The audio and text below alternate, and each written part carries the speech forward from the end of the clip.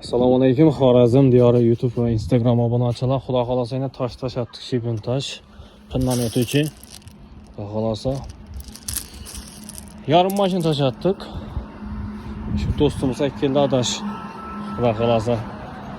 Bunda yana telefon raqami yozilib turibdi. 97 090 27 97. Telefon qilsangiz bemalol dastavka qilib beradi. Dastavka ham shu narxlar ichida bo'ladi.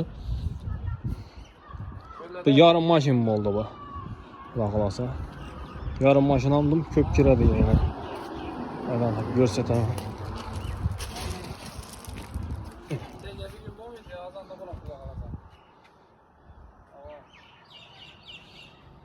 Bundan gelatan bo'lsak do'stlar, 1 milyon 150 dan zili Xudo xolasa doldurib tashab beradi.